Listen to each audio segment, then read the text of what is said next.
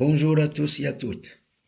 Avec vous, M. Latafi Boujmaa, cadre bancaire à la retraite et ancien conseiller de l'association marocaine Injaz al-Maghrib, qui est membre de l'American Junior Achievement Leader mondial en éducation entrepreneuriale. Mon vidéo d'aujourd'hui est sur l'effet de commerce.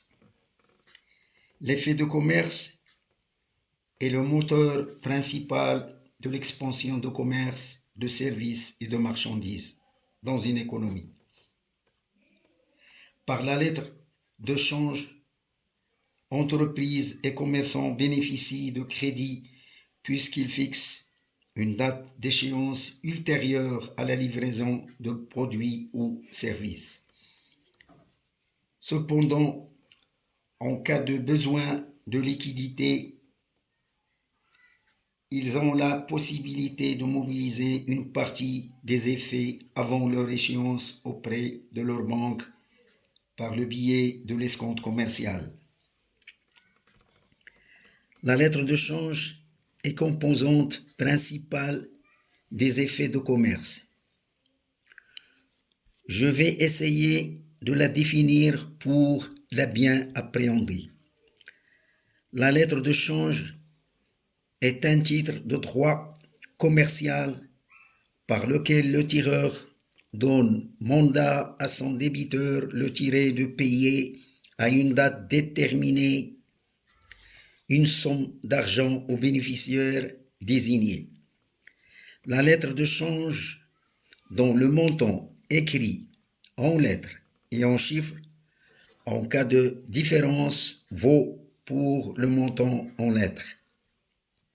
Sa provision doit être disponible à l'échéance, à la différence de celle du chèque dont la provision doit être disponible au préalable. Le bénéficiaire peut exiger une garantie de paiement de la lettre de change à l'échéance par l'aval. Il s'agit d'une tierce personne ou même parfois un signataire de la lettre de change.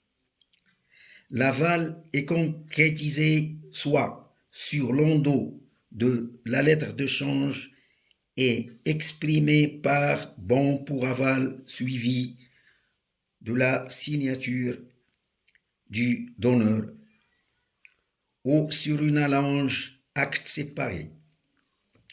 Le donneur est tenu de la même manière que celui dont il s'est porté garant. L'échéance de la lettre de change peut être soit à vue, à certains délais de vue, à certains délais de date ou à jour fixe. À l'échéance, le porteur de la lettre de change ne peut refuser le paiement partial. Dans ce cas, le tiré exige le montant de ce paiement soit mentionné sur la lettre de change et une quittance lui est délivrée. Suite à une perte ou du vol de la lettre de change, son paiement peut être exigé sur une autre, mais sur ordonnance du tribunal ou une caution exigée par le tiré.